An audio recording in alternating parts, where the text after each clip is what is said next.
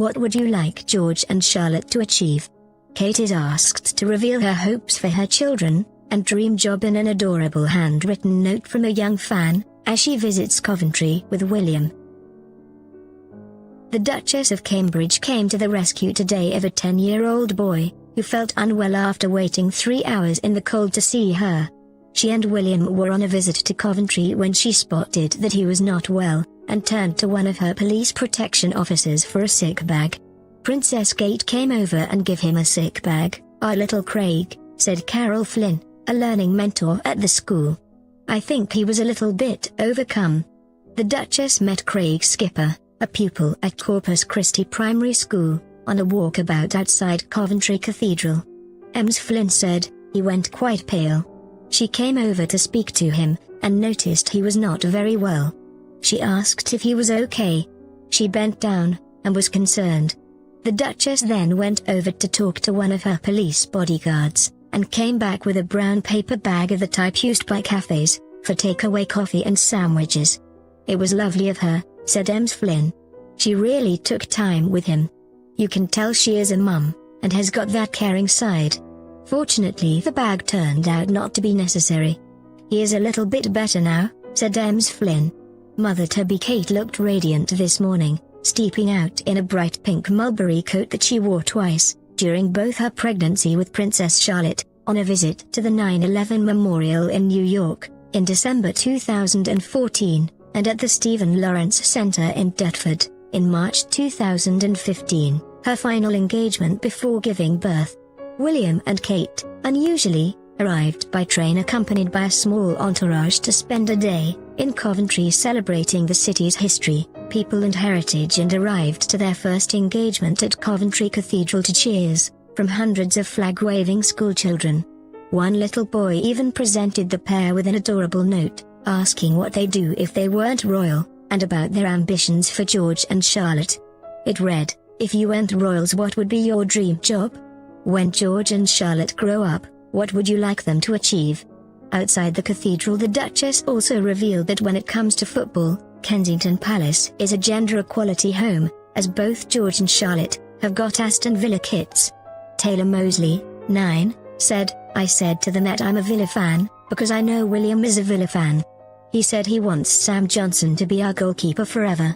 Brian Mulonby, also 9, said, "Kate told me that George and Charlotte love putting on Villa kits. I told her I am an Arsenal fan, so I don't really like Villa kits." Taylor added, "She said, I have to be loyal to my husband." When William and Kate were last in the Midlands, they were given whistles during a visit to a famous factory, and on seeing them again, Connie Hudson, wife of the High Sheriff of the West Midlands, who was in the welcoming committee at the cathedral, said she asked William, "Did you actually give the whistles to the children or did you chicken out?" He replied, "We did give them, but they soon found their way into a cupboard because of the noise."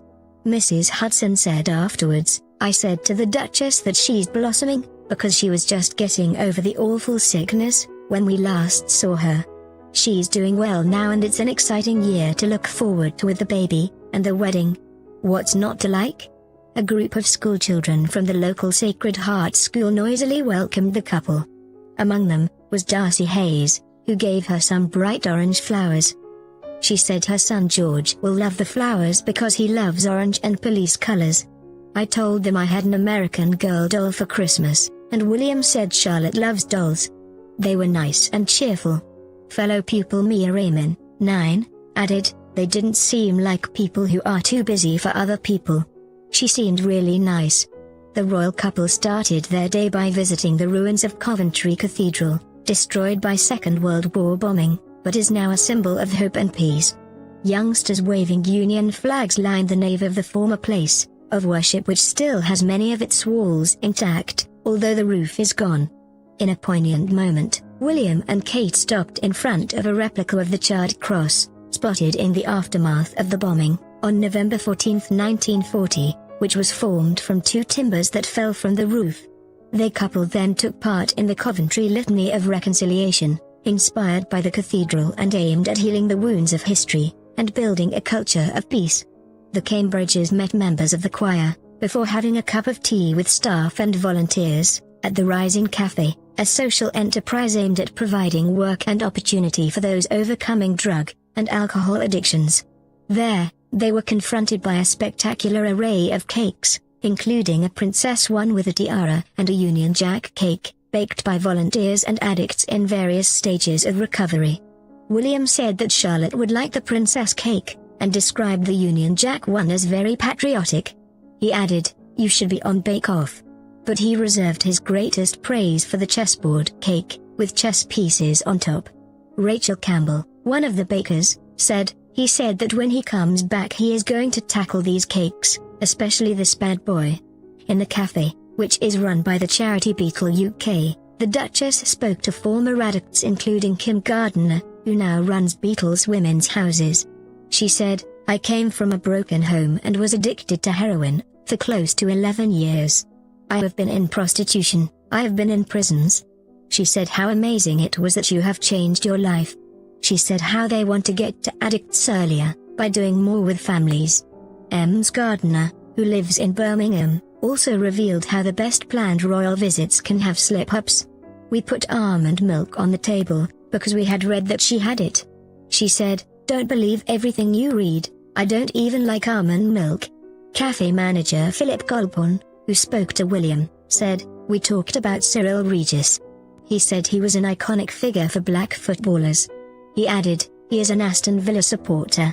I gave him a bit of stick about that, being a Spurs fan."